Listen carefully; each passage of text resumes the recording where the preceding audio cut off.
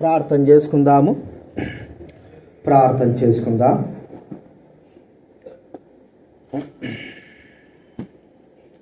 పరలోకమందున్న తండ్రి, ప్రభువైన యేసు నామమున మీకు వందనాలు చెల్లిస్తూ ఉంటున్నాం. ఈ సమయంలో ప్రభువా, మీ వాక్యం ద్వారా మాతో మాట్లాడండి, కనికరించండి తండ్రి. మేము మీ పాసందులో ఆరాధించడానికే వచ్చి ఉంటున్నాం. మా ఆరాధనము ప్రభువా మీకు యోగ్యకరంగా ఉండడానికి అనుగ్రహించండి. కృతజ్ఞతమై స్తుతులు చెల్లిస్తూ, మహిమ ఘనత ప్రభావాలు చెల్లిస్తూ యేసు నామమున ప్రార్థించి వేడుచున్నాం తండ్రి.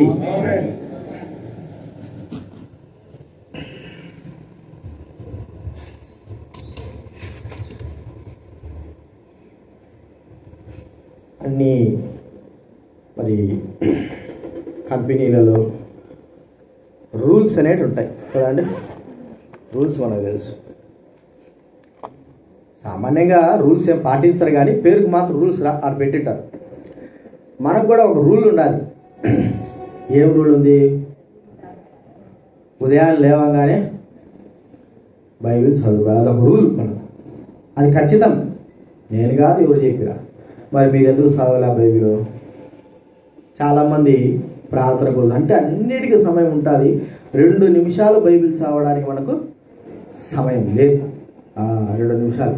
మళ్ళీ 5 గంటలకి లేస్తారు, 6 గంటలకి లేస్తారు. కాబట్టి బైబిల్ అనేది చాలా ప్రాముఖ్యం. చదువుకోవాలి.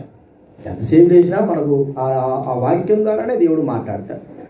రెండో రూల్ ఏంటంటే, సంఘాలలో మనం పెట్టుకోవాల్సిన రూల్ ఏంటంటే, ఒక చిన్న బాస్కెట్ తీసుకొని సెల్ ఫోన్లన్నీ స్విచ్ ఆఫ్ చేసి పక్కన పెట్టాలి. మీరు చేయగలరా? ఈ రూల్ ఒక్కొక్క దగ్గర పాటిస్తే మంచిది అనిపిస్తుంది నాకు కూడా. సెల్ ఫోన్లన్నీ. మూడో రూల్ ఏంటంటే, ప్రతి ఒక్కరూ బైబిల్ పాటల బుక్ తెచ్చుకోవాలి. ఊరికే బైబిల్ ఒక్కడే తీసుకుంటున్నారు. పాట బుక్ ఎక్కడ ఉంటుందని చెప్పండి.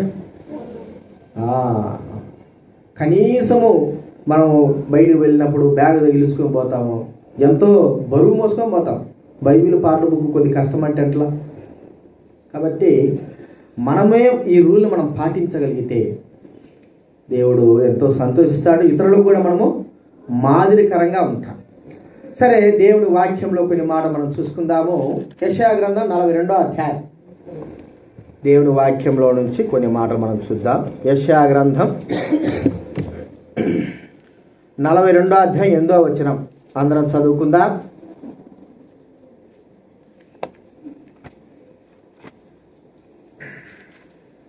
యెషయా గ్రంథం 42వ అధ్యాయము 8వ వచనం. దైవ గ్రంథం ఉన్న వాళ్ళు సౌండ్ పెట్టండి. 8వ వచనం మనం అందరం కూడా కలిసి చదువుకుందాం. దేవుని గ్రంథం ఉన్న వాళ్ళు, చదవగలిగేవారు మీ భాగాలను గట్టిగా గంభీరంగా చదువుదాం. యెషయా గ్రంథం 42వ అధ్యాయము 8వ వచనం. యెహోవాను నేనే, ఇదే నా నామము, మరి ఎవనికి నా మహిమ నేను ఇచ్చువాడను కాను. నాకు రావలసిన స్తోత్రమును విగ్రహములకు చెందనీయను. అలాగే కీర్తన గ్రంథం 24వ అధ్యాయం. కీర్తన గ్రంథం 24వ అధ్యాయము 10వ వచనం అందరం చదువుకుందాం. కీర్తన గ్రంథం 24వ అధ్యాయం 10వ వచనం మనం అందరం కూడా కలిసి చదువుకుందాం. మహిమగల ఈ రాజు ఎవడు? శైలప్రభువు యెహోవాయే, ఆయనే ఈ మహిమగల రాజు. చివరిగా 115వ కీర్తన మొదటి వచనం. 115వ కీర్తన గ్రంథము 115 కీర్తన మొదటి వచనం అందరం కూడా చదువుకుందాం. 115 మొదటి వచనం అందరం చదువుదాం. మా కాదు యెహోవా, మా కాదు, నీ కృపా సత్యమును బట్టి నీ నామమునకే మహిమ కలుగును గాక.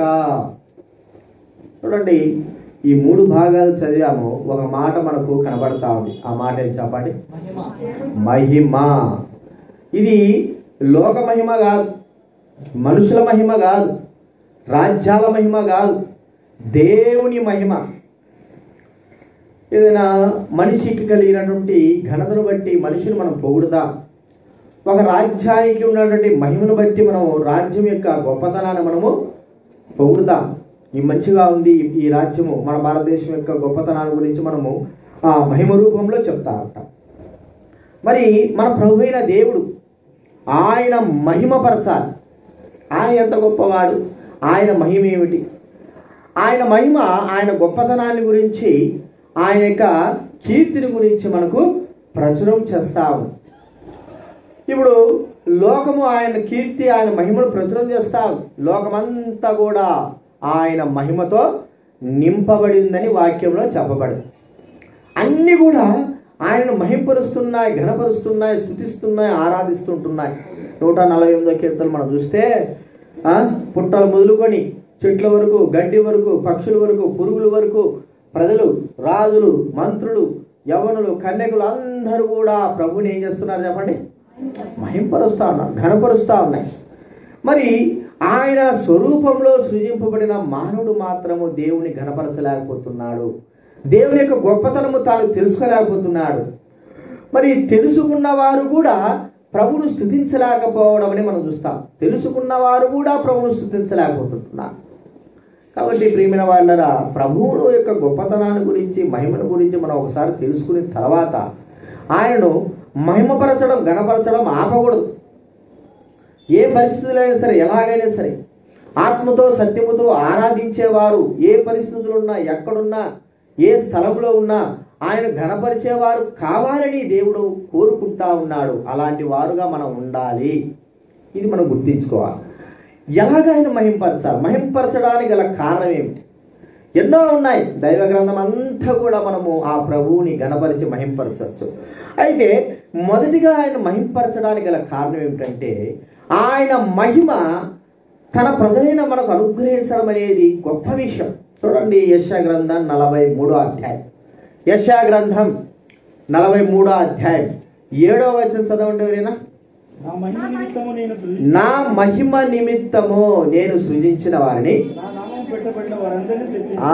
నా నామం పెట్టబడిన వారందరినీ తెప్పించు. నా మహిమ నిమిత్తం, ఆయన మహిమ నిమిత్తం మానవుని సృజించినాడు. మరి లోకాన్ని సృజించలేదా? ఆయన మహిమ నిమిత్తం సృజింపబడలేదు లోకం. ఒకవేళ ఆయన మాట చేత సృజింపబడింది, కానీ మానవుని విషయమై, ఆయన స్వరూపంలో చేయబడిన మానవ విషయమై ఇక్కడ మాట వ్రాయబడింది. తన మహిమ నిమిత్తము, తన మహిమ నిమిత్తమే మానవుని సృజించాడు. ఏమిటి ఆయన మహిమ? ప్రియమైన వాళ్ళని మనం ఒకసారి ఆలోచిస్తే, ఆయన కలిగినంత కూడా, ఆయన స్వరూపం కానీ, ఆయన మనసు కానీ, ఆయన ఆత్మ కానీ, ఆయన యొక్క భావోద్రేకాలు కానీ అన్నీ కూడా మానవుల్లో ఉంచి ఉన్నాడు. అందుకే ఆదామును మరి తన నాసికారంధ్రాల నుంచి జీవాలను ఊది దేవుడు మట్టిగా ఉన్న వ్యక్తికి తన జీవాన్ని అనుగ్రహించడంలోనే ఉంది అంతా. ఆయన మహిమంతా కూడా మానవునికి ఇచ్చేశాడు. ఆదికాండం 2వ అధ్యాయం మనం గమనిస్తే, ఆదాము యొక్క మహిమ అంటే దేవుడి యొక్క మహిమ ఆదాముకు అనుగ్రహించాడు. ఆ ఏదెన్ తోటలో దేవుడి మహిమతో ఆదాము ఉంటున్నాడు. ప్రియమైన వాళ్ళరా, ఎందుకంటే మానవుడికి తన మహిమను నిమిత్తమే సృజించాడు కాబట్టి మానవుడు దేవునికి కలిగినంతా కూడా ఆయన మానవుడికి అనుగ్రహించి ఉంటున్నాడు. మరి ఈ దినాల్లో ఆ మహిమను మానవుడు ఎలాగ మార్చేస్తున్నాడు? దేవుడు మనిషికి ఇచ్చిన మహిమ మానవుడు అది గుర్తించలేక ఆ మహిమను దేనికి మారుస్తున్నాడు మనకు బాగా తెలుసు. రోమా రాసిన పత్రిక 1వ అధ్యాయం 23వ వచనం చదవండి ఎవరైనా. రోమీలకు రాసిన పత్రిక 1వ అధ్యాయం 23వ వచనం. దేవుని మహిమను క్షయమగు మహిమ మనుషులకయు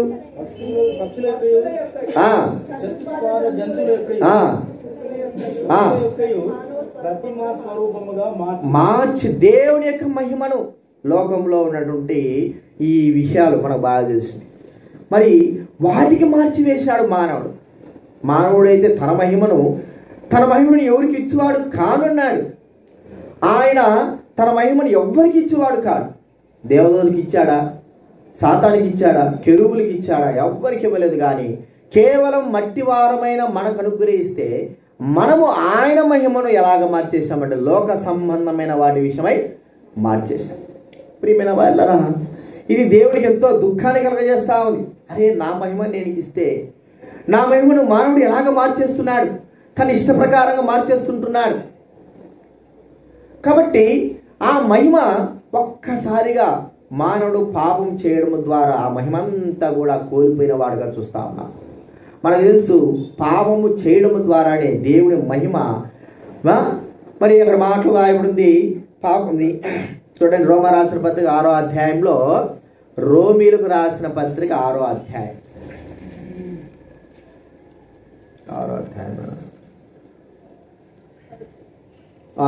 23వ వచనం చదవండి. రోమ రాసిన పత్రిక 6 ఏలైనగా మా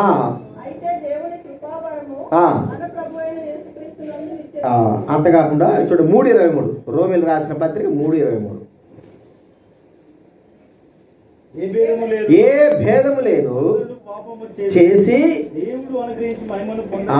ఇది అతి ప్రాముఖ్యం. దేవుడు అనుగ్రహించేటువంటి దేవుని మహిమను పోగొట్టుకున్నాం. ప్రియమైన వాళ్ళరా, ఇది మనకు పొందినటువంటి గొప్ప నష్టం, అన్ని నష్టాల్లో గొప్ప నష్టం. అయితే ఈ మహిమను దేవుడు ఎలాగా ఆయన పూర్తి చేస్తున్నాడు. మీరు ఇక్కడ వినాక ఏం చూస్తున్నారా? పిల్లని అడ్డం పెట్టుకున్నారా? నేను చెప్పేది ఏంది, మీరు నవ్వుకునేది. దేవుని మహిమను మనము గుర్తించాలి. ఏమిటి ఆయన మహిమ? పాపం ద్వారా దేవుడి మహిమ అంతా కూడా పోయిన మహిమను ఎలాగ సంపాదించుకోవాలా? ఇది ఎలాగా సాధ్యం? ప్రియమైన వాళ్ళ మనుషుల వల్ల వచ్చేది కాదు. దేవుడే తన మహిమని ఇచ్చాడు, అది మనం పోగొట్టుకున్నాము. ఇస్తే మళ్ళీ దేవుడే ఇవ్వాలి. మానవుడు తనంతకు తానే ఆ మహిమను తెచ్చుకోలేడు, అది వల్ల కాదు. తిరిగి తన కుమారుడైన యేసుక్రీస్తు రూపంలో ఏ మహిమనైతే ఏ ఘనతనైతే మనం పోగొట్టుకున్నామో ఆయన రూపంలో, క్రీస్తు రూపంలో మనకు అనుగ్రహించినాడు. క్రీస్తు యేసు వారే ఈ లోకంలోకి మహిమా స్వరూపిగా కదండి, మహిమా స్వరూపిగా ఈ లోకంలోకి వచ్చి ఆయన తన మహిమను మనకు అనుగ్రహించి ఉంటున్నాడు.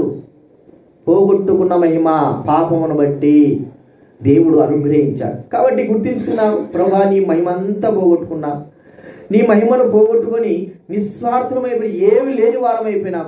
అయితే మహిమను దయించినాం. మేము ఎలాంటి వారిని? మీకు ఇవ్వవలసిన మహిమను లోకమునికి ఇచ్చాం, లోకంలో ఉన్న వాటికి అనుగ్రహించినాం. వాటికి మహిమను మేము చెల్లిస్తున్నాం. అయితే మీ మహిమను ఎవరికి ఇచ్చేవాడు కారన్నాం. మాకిస్తే మేము చేతులారా పోగొట్టుకున్నాం. మీ ప్రేమ ఎంత గొప్పదంటే తిరిగి ఆ మహిమను మాకు అనుగ్రహించి మీ కుమారుడైన యేసుక్రీస్తు ద్వారా మాకు అనుగ్రహించినారు. కాబట్టి ఆ మహిమను తిరిగి మేము పొందినందుకు, మీ కుమారుడైన యేసుక్రీస్తునందు మేము పొందినందుకు మిమ్మల్ని స్తుతిస్తున్నామని మనము ఘనపరిచి మహింపాలి. ఇది దేవుడు మానవునికి అనుగ్రహించిన మహిమ అనేది మనం గుర్తించాలి. ఈ మహిమను పోగొట్టుకున్నాం, క్రీస్తు ద్వారా ఆ మహిమను మనకు అనుగ్రహించాడు. ఇది మనం చూస్తున్నాం. రెండోది మనం చూస్తూ ఉంటే ఆయన మహిమ భూలోకమంతా కూడా ప్రచురం చేశాడు. భూలోకమంతా కూడా ఆయన కృప ఎలాగైతే విస్తరించిందో ఆయన మహిమ చూడండి. యోహాను సువార్త 17వ అధ్యాయం 23వ వచనం. యోహాను సువార్త 17వ అధ్యాయం. వారు సంపూర్ణులుగా చేయబడి నీవు నన్ను పంపితివని నీవు నన్ను ప్రేమించినట్టే లోకం తెలుసుకున్నట్లు నీవు అనుగ్రహించిన మహిమను వారికి ఇచ్చి. చూడండి 72వ కీర్తన గ్రంథం 19వ వచనం. కీర్తన గ్రంథం 72 19వ వచనం దయచేసి చదువుకుందా. 72:19 చదవండి.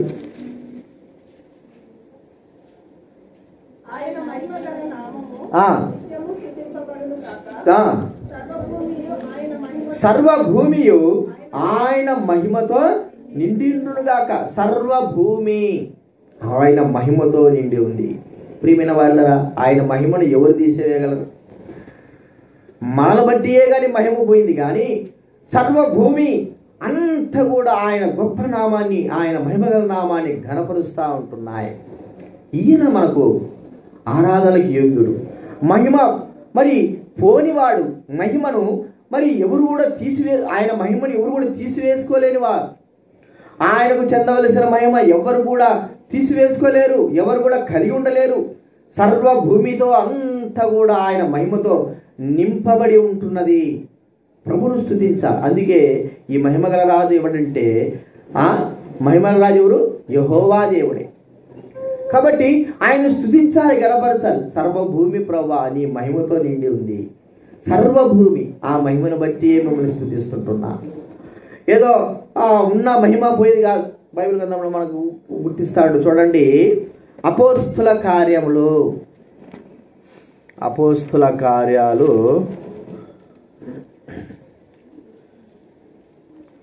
17వ అధ్యాయమా?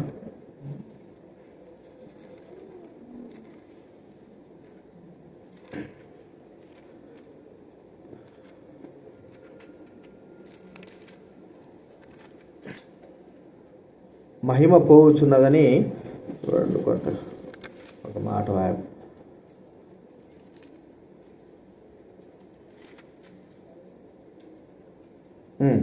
అపోస్తుల కార్యాలు 19వ అధ్యాయం 25వ వచనం చదవండి ఎవరైనా. అపోస్తుల కార్యాలు 19వ అధ్యాయము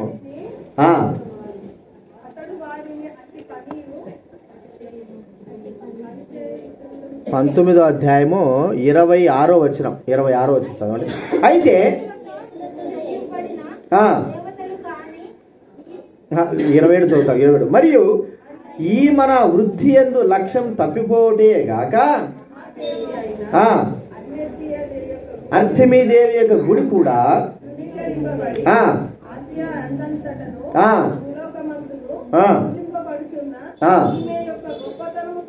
తొలగిపోవునని భయము తోచుచున్నదని వారితో చెప్పారు. ఎవరు గొప్పతనం అండి? ఆసియా అంతా పూజింపబడుతున్నటువంటి వ్యక్తి యొక్క గొప్పతనం.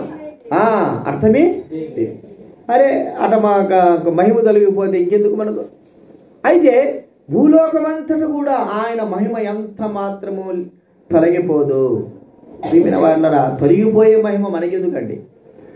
తొలగిపోయే మహిమ కాదు, ఇది నిరంతరం ఉండే మహిమ, గొప్ప మహిమ. మహిమ కలిగిన వాడు. ఆయన మహిమను ఏ మానవుడు కూడా, లోకంలో ఉన్నవారు, పరలోకంలో ఉన్నవారు ఎవరు కూడా దొంగలించలేరు. అంత గొప్పవాడు. ఆయన ఆరాధిస్తుంటున్నాం.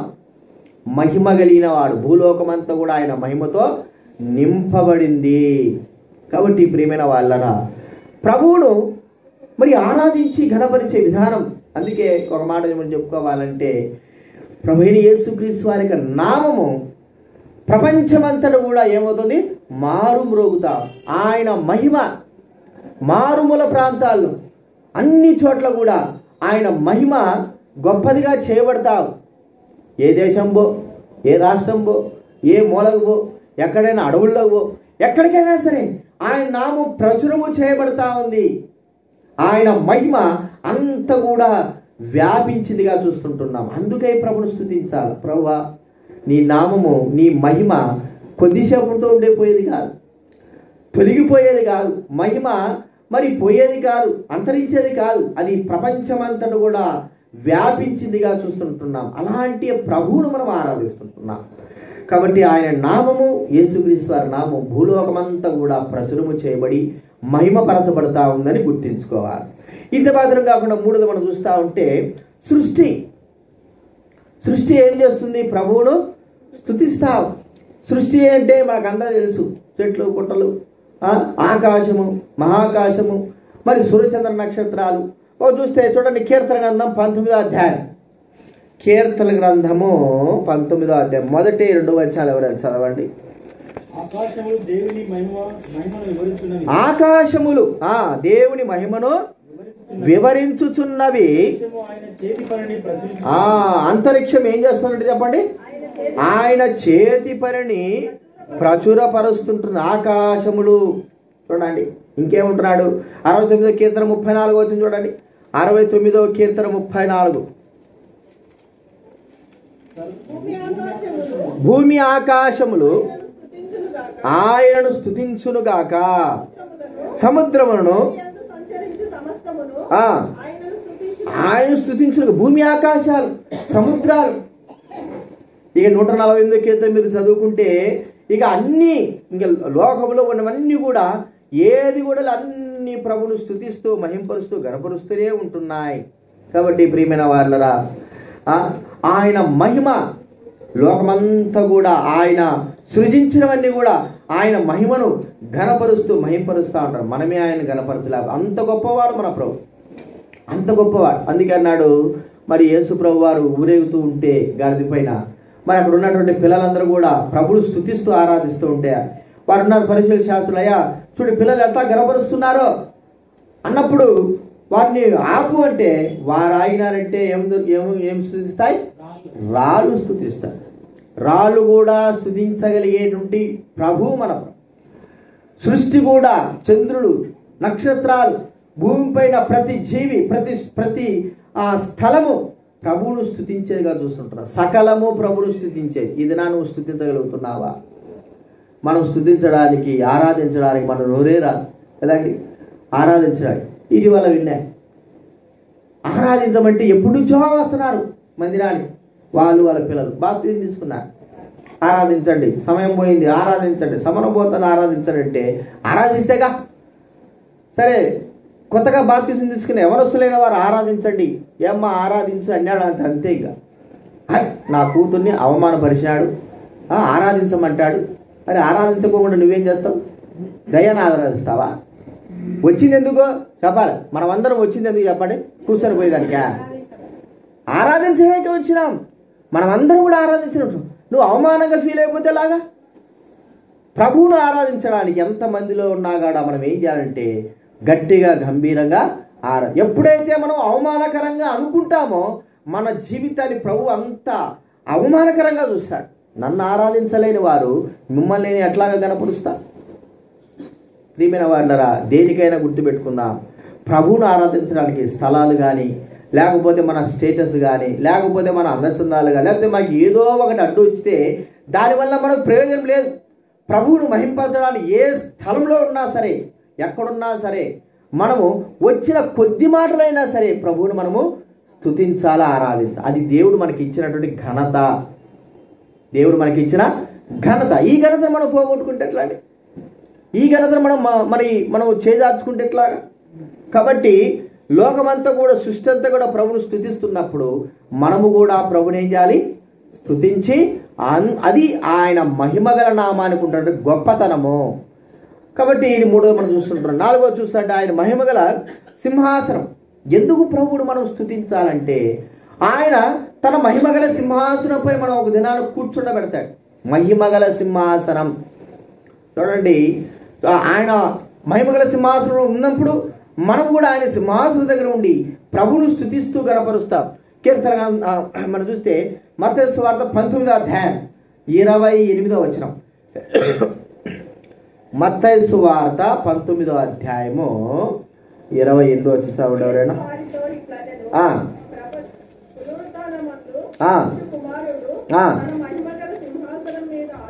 తన మహిమగల సింహాసనం మీద ఆసుడైనప్పుడు ఆసీనులై ఇశ్రాయేలు 12 గోత్రం వారికి, మనము కూడా 12 సింహాసనం మీద. ఒకవేళ 12 సింహాసనం మనకు అవసరం లేదు, కానీ దేవుడు మనకంటూ ఒక సింహాసనం. అందుకే బైబిల్ గ్రంథంలో రాయబడింది ఎఫెసీ పత్రిక 2వ అధ్యాయం, ఎఫెసీ పత్రిక 2వ అధ్యాయంలో 7వ వచనం చదవండి ఎవరైనా. 2వ అధ్యాయం. మనలను ఆయనతో కూడా లేపి పరలోకంలో ఆయనతో కూడా బెట్టును కాదు, బెట్టెను అంటే అర్థం ఏంటి? జరిగిపోయిన కార్యం అని మనం చూస్తుంటున్నాం. చూడండి, ఆయన మహిమగల సింహాసనం పైన రాజు ఉన్నాడు అనుకో, రాజు సింహాసనం మీద ఎవడని కూర్చొని ఇస్తాడా? ఆ సింహాసనం కొరకు అందరూ ఏం చేస్తారు చెప్పండి? పోటాపోటీ. అది ఒకవేళ రాజు సింహాసనం అది పోయలే. ఈ లోకంలో ఉన్నటువంటి అధికారం యొక్క సింహాసనం కొరకు ఏమిటి? సింహాసనం అంటే ఏమిటి? ఒక అధికారం. ఒక అధికారం కొరకు మానవుడు పోరాడుతున్నాడు. నేను ఎక్కాలి. ఏదైనా సరే. మరి దేవుడు తన సింహాసనం పైన మనం కూర్చుండబెట్టున్నాడు. ఆయన మహిమలో మనల్ని కూర్చుండబెట్టా అంటే మనకి ఎంత గొప్ప ఘనత ఇస్తుంటున్నాడు. ఇది మనకు అంటే మనకు చెల్లిందేనా? దానికి మనం అర్హులమేనా? ఆయన మహిమగల సింహాసనం పైన మనం కూర్చుండడానికి అర్హత కలిగిన వారమేనా? చూడండి, ఎవరికి అర్హత ఉంది? దేవుని యొక్క సింహాసనం పైన కూర్చోవడానికి ఎవరి అర్హత ఉంది చెప్పండి? యేసుక్రీస్తుకు తప్ప ఇక ఏ మానవుడు కూడా అర్హత లేదు. నీకు నాకు ఎట్టి పరిస్థితులు అర్హత లేదు. ఒకవేళ రాజు సింహాసనం ఉందనుకో, రాజు సింహాసనంలో ఎవడు కూర్చుంటాడు? రాజు మాత్రమే కూర్చుంటాడు. కొడుకు కూర్చోబెడతాడా? పిల్లలు రానిరు. ఆ సభ వేరు, ఆ పద్ధతి వేరు, ఆ గౌరవం వేరు. ఎవ్వరు లేనప్పుడు పోయి ఏదో కూర్చుని ఆడుకోవడం వేరు. కానీ అందరూ కూర్చున్నప్పుడు రాజు దగ్గర తన సింహాసనం పైన పక్కన కూర్చోవడానికి ఏ మానవుడికి, కనీసం నాకు తెలిసి తన కుమారుడికి కుమార్తె కూడా అధికారం ఉండదు. అలాంటి యొక్క స్థితిగతులు ఉంటాయి. అయితే ఏ అర్హత లేనటువంటి మనకు పరలోకంలో తనతో కూర్చుండబెట్టే అర్హత ఎవరిస్తున్నారు? ఇదంతా దేవుడు. చూడండి, మనము ఇంకెంతగా దేవుడు మనల్ని మహిమపరుస్తుంటున్నాడు, ఎంతగా ఆయన మహిమలోకి మనం తీసుకొస్తుంటున్నాడు. తన సింహాసనంలో కూర్చుండబెట్టే ఆధిక్యత. ప్రియమైన వాళ్ళ, ఇది కుమారుడికి మాత్రమే. అయితే ఆ కుమారుని అంగీకరించిన మనకందరూ కూడా అదే సమానమైన ఆధిక్యత మనకు అనుగ్రహించినాడు. అందును బట్టి ప్రభువును స్తుతించాలి. ఆయన సింహాసనం ఎలాంటి సింహాసనం? అది మహిమగల సింహాసనం పైన కూర్చుండబెట్టడం అనేది. దాన్ని బట్టి మనం ప్రభువును, ఇది మనకందరూ కూడా ఇలాంటి ఆధిక్యతను మనకు అనుగ్రహించినప్పుడు మనము మౌనంగా ఉండకూడదు. మనం ప్రభువును స్తుతించాలి, గణపరచాలి. ప్రభువా, నీ సింహాసనం ఎక్కడ, నేనెక్కడ ప్రభువా? మరి నీ సింహాసనం మీద కూర్చునే ఆధిక్యత మీ కుమారుడు యేసుక్రీస్తుకే. ఆయనతో పాటి నాకు కూడా కూర్చుండబెట్టావంటే నేను దీనికి అర్హత లేనే వాడు. ఇది నాన్న, అలాంటి యొక్క అర్హత మనకందరికి ఉందని మనం నమ్ముతున్నామా? కాబట్టి మనకుందా లేదా? రక్షింపబడిన వారికి మనకు అర్హత ఉందా లేదా? ఇప్పుడు ఉందా లేదా? ఇప్పుడు ఉంది, ఒకప్పుడు లేదు. ఇప్పుడు మరి ఉన్నప్పుడు మనం ప్రభువుని ఆరాధించలేం. ఉన్నా కూడా ఆరాధించలేకపోతున్నామంటే ఎంత దౌర్భాగ్యం అది. తర్వాత చివరిగా మనం చూస్తూ ఉంటే ఆయన తన మహిమగల రాజ్యంలో మనల్ని ప్రవేశపెట్టడం. ఆయన రాజ్యం యొక్క ప్రభావము ప్రకటన గ్రంథం 21వ అధ్యాయంలో మనం చూస్తే ఎంత గొప్పగా ఉంటుందండి.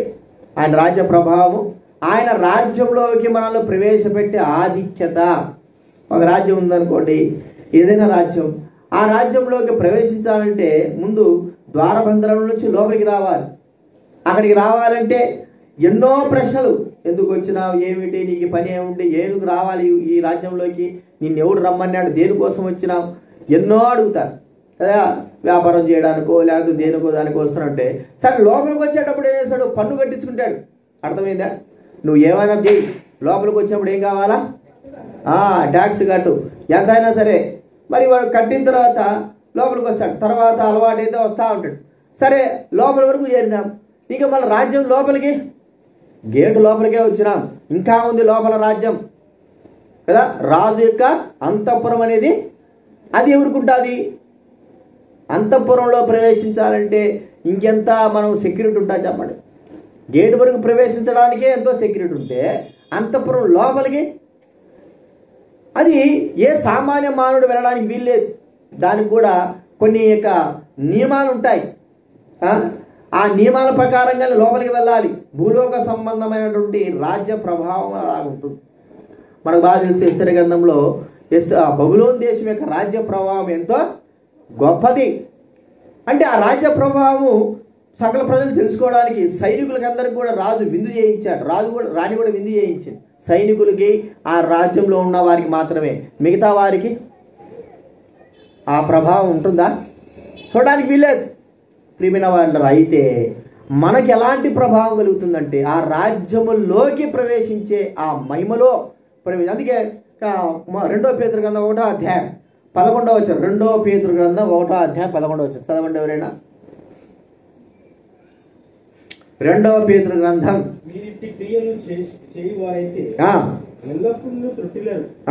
అలాగున మన ప్రభువుకు రక్షకుడైన యేసుక్రీస్తు యొక్క నిత్య రాజ్యములో ప్రవేశం మీకు సమృద్ధిగా. యేసుక్రీస్తు యొక్క నిత్య రాజ్యంలో ఏముంటుందంట?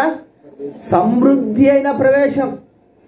మనమందరం కూడా ఆ గొప్ప రాజ్యంలో, ఆ మహిమగల రాజ్యంలో, ఆ రాజ్యాన్ని వివరించడానికి వీల్లేదు. ఆ రాజ్యాన్ని మనం ఎంత గణపరిచినా కూడా అంత గొప్పది. ఎందుకంటే రాజు యేసుక్రీస్తు వారు ఉన్నటువంటి స్థలం అది. ఈ భూలోక సంబంధమైనది కాదు, ఈ రాజ్య సంబంధమైనది, లోక సంబంధమైనది కాదు. అలాంటి రాజ్యంలో మనము ప్రవేశించడం ఎవరిని బట్టి? యేసుక్రీస్తుతోనే పోవాలా ఆ రాజ్యంలోకి. ఎవరైతే యేసుక్రీస్తును అంగీకరించారో ఆ యేసుక్రీస్తుతోనే ఆ రాజ్యంలోకి ప్రవేశము ఉంది కదా. యేసుక్రీస్తు వారు అన్నాడు, యోహాను సువార్త 14వ అధ్యాయం మొదటి 2 వచనం చదవండి ఎవరైనా. యోహాను సువార్త 14వ అధ్యాయం మొదటి 2 వచనం చదవండి.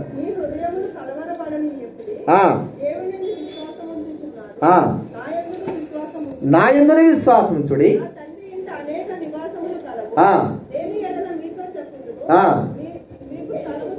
సిద్ధపరచ వెలుచున్నాను, నేనుండు స్థలంలో మీరు కూడా ఉండేటట్లు మరలా వచ్చి ఆయన యుద్ధ ఉండడానికి కొరకై, మహిమగల రాజ్యంలో మనల్ని ప్రవేశపెట్టడానికి కొరకై, ఆయనతో పాటు వైభవముగా, ప్రియమైన వాళ్ళ వైభవముగా మనము వెళ్ళగలిగే బాధ్యత దేవుడు అనుగ్రహించి, మహిమగల రాజ్యంలో ఆయన మహిమలో మనం ప్రవేశించే బాధ్యత దేవుడు ఇచ్చాడు. ఈ బాధ్యతకు మనం అర్హులం కా. ఎంత గొప్ప మహిమగల రాజ్యం అది! ఆ మహిమల రాజ్యాన్ని వర్ణించేంతగా గొప్పది కదండి. ఆ రాజ్యం గురించి 21వ అధ్యాయంలో చూస్తూ ఉంటే పునాదులు ముత్యాలతో కట్టబడినాయి, రాజవీధులు బంగారుతో ఉంది, వజ్రం కాదు కానీ ముత్యాలు, ఇంకా బంగారు, ఇంకా వెలగల రాళ్లతో కదా. ఎప్పుడు అసలు వెలుతురు అవసరంలే. యేసుక్రీస్తు వారు మరి వెలుగుగా దగదగ మెరిచిపోయి, ఎక్కడ కూడా చీకటి అనేటువంటి మాట ఉండదు, ఎక్కడ కూడా చీకటి. అంత గొప్ప రాజ్యం అది, విస్తీర్ణ చెప్పడానికి వీల్లేదు. అంత గొప్ప రాజ్యంలో, ఆ ప్రదేశంలో మనల్ని నివసిస్తాము. ఆ మహిమగ రాజ్యంలో మనము నివసిస్తాం. ఇది ప్రభువు మనకు అనుగ్రహించిన గొప్ప బాధ్యత. కాబట్టి ప్రభుడు స్తుతిద్దాం. మహిమగల రాజు, ఆయన మహిమను ఎవరికి ఇవ్వలేడు. కానీ ఆయన స్వరూపంలో చేసిన మనకు ఈ మహిమగల రాజ్యమే కాదు, మహిమగల సింహాసనమే కాదు, మహిమతో నింపబడి అన్ని కూడా మనకు అనుగ్రహించి తనను తాను మహిమపరుచుకున్నాడు. ఇప్పుడు మనం ఆయన స్తుతించాలి. ప్రభువా, ఈ మహిమకు నేను అర్హత లేదు, ఈ మహిమలో నన్ను ప్రవేశపెట్టావు, మహిమగల రాజ్యం ఇస్తున్నావు, మహిమగల సింహాసనం కూర్చోబెట్టున్నావు, మహిమతో నన్ను నింపుతున్నావు, పోగొట్టుకున్న మహిమను తిరిగి కుమారుడు ద్వారా నాకు అనుగ్రహించావు, కాబట్టి నేను మిమ్మల్ని స్తుతిస్తున్నాను అని మనం ప్రభువుని ఆరాధించి ఘనపడతాం. ఈ విషయాన్ని జ్ఞాపకం పెట్టుకుందాం. ఆరాధనలో మనము ప్రవేశిద్దాం.